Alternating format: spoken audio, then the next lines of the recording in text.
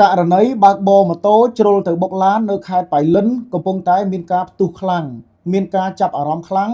ពីសំណាក់បងប្អូនប្រជាពលរដ្ឋបាទកំពុងតែតាមដានពាក់ព័ន្ធជាមួយព័ត៌មាននេះយ៉ាងយកចិត្តទុកដាក់បាទតាមការពិតទៅក្នុងករណីនេះបើតាមដឹងព័ត៌មានមកគឺត្រូវដោះស្រាយគ្នាហើយតាំងពីថ្ងៃទី8ខែឧសភាម្លេះក៏ប៉ុន្តែដោយសារតែបងប្អូនបាទខាងភាគីស្លាប់បាទគាត់អត់សុខចិត្តក៏បន្តប្តឹងទៅលើទៀតអញ្ចឹងទៅអញ្ចឹងខ្ញុំសូមសង្ខេបពាក់ព័ន្ធជាមួយនឹងព័ត៌មាននេះដោយសារតែខាងស្នងការខេត្តប៉ៃលិនគាត់បានចេញបំភ្លឺពាក់ព័ន្ធជាមួយករណីនេះព្រោះក្នុងថ្ងៃនេះគឺផ្ទុះខ្លាំងតែម្ដងបាទមិនត្រឹមតែករណីហ្នឹងទេណាបងប្អូនឃើញករណីផ្សេងទៀតបាទពាក់ព័ន្ធជាមួយនឹងគ្រោះថ្នាក់ចរាចរណ៍គឺច្រើនណាស់ថ្ងៃនេះឃើញបងប្អូនយើងគាត់ផុសគាត់ផ្សព្វផ្សាយច្រើនអញ្ចឹងសូមឲ្យបងប្អូនបង្កើនការប្រុងប្រយ័ត្នពាក់ព័ន្ធជាមួយនឹងការធ្វើដំណើរតាមដងផ្លូវមិនថាបើកឡានក៏ដោយម៉ូតូក៏ដោយសូមបងប្អូនបង្កើនការប្រុងប្រយ័ត្នបាទជិះម៉ូតូពាក់មួកសុវត្ថិភាពឲ្យបានត្រឹមត្រូវបើកឡានសូមមេត្តាកុំពិសាគ្រឿងស្រវឹងពាក់ខ្សែក្រវ៉ាត់ឲ្យបានត្រឹមត្រូវជាពិសេសគោរពច្បាប់ចរាចរណ៍ទាំងអស់គ្នាបាទខ្ញុំសូមនិយាយសង្ខេបពាក់ព័ន្ធជាមួយនឹងការបំភ្លឺរបស់បាទស្នងការនគរបាលខេត្តប៉ៃលិនការពិតទៅករណីគ្រោះថ្នាក់ចរាចរណ៍នេះបានកើតឡើងតាំងពីថ្ងៃទី4ខែឧសភាឆ្នាំ2025មកម្លេះរវាងឡាននិងម៉ូតូហ្នឹងបាទនៅពេលដែលកើតហេតុភ្លាមសមត្ថកិច្ចបានចុះមកវាស់វែងទៅឃើញថាម៉ូតូជាអ្នកបង្កដោយសារតែម៉ូតូបានជិះចូលមកឡានគឺជិះផ្លូវអត្ថិភាពរបស់គេត្រឹមត្រូវ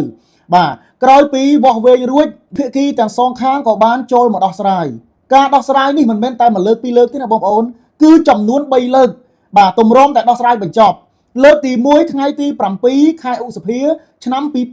2025លើកទី2ថ្ងៃទី8ខែឧសភាឆ្នាំ2025លើកទី3ថ្ងៃទី8ខែឧសភាឆ្នាំ2025ថ្ងៃដដែលមានន័យថាដោះស្រាយថ្ងៃទី7ឧសភាម្ដងថ្ងៃទី8 2ដងក៏បានសម្របសម្រួលគ្នាបញ្ចប់រឿងដោយភាគីខាងឡាន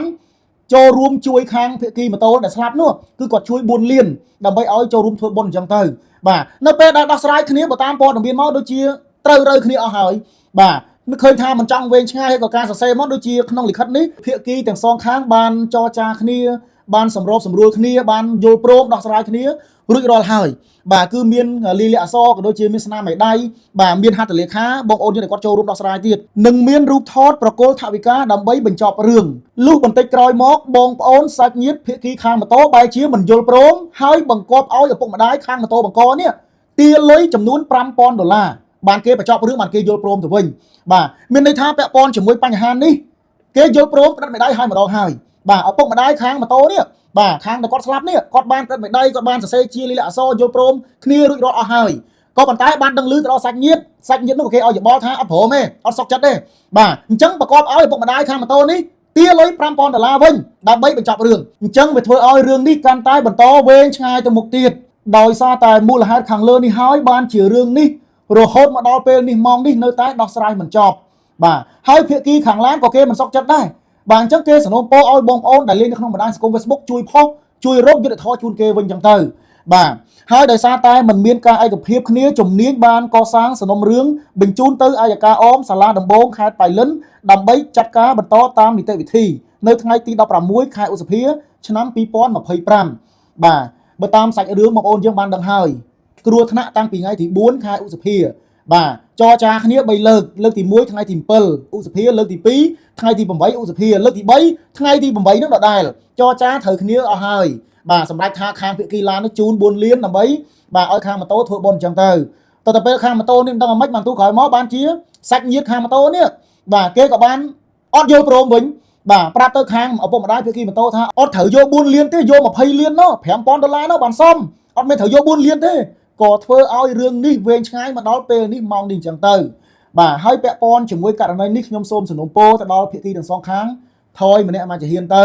ព្រោះរឿងគ្រោះថ្នាក់ចរាចរណ៍នេះគ្មានអ្នកណាម្នាក់ចង់ឲ្យកើតមានឡើងទេវាសិតតែជារឿងចាយដន់រឿងនឹកស្មានមិនដល់ហើយនៅពេលដែលឃើញវីដេអូទៅបងប្អូនទាំង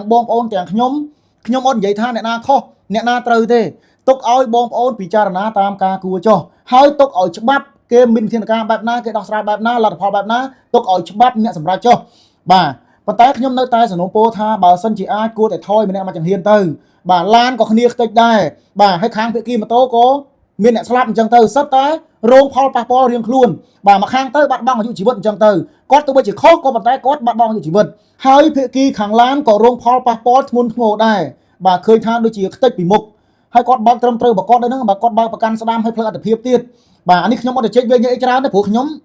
ធម្មតាខ្ញុំធ្លាប់តែនិយាយពាក់ព័ន្ធជាមួយបញ្ហាសង្គមបញ្ហារឿងនយោបាយក៏ប៉ុន្តែថ្ងៃនេះខ្ញុំសូមលើកឡើងពាក់ព័ន្ធជាមួយនឹងរឿងគ្រោះថ្នាក់ចរាចរណ៍នេះនៅតែគោរពសនំពោទៅដល់បងប្អូនប្រជាពលរដ្ឋខ្មែរយើងសូមមេត្តាកុំពិសាគ្រឿងស្រវឹងនៅពេលបើកបរសូមបងប្អូនចូលរួមគោរពច្បាប់ចរាចរណ៍ទាំងអស់គ្នា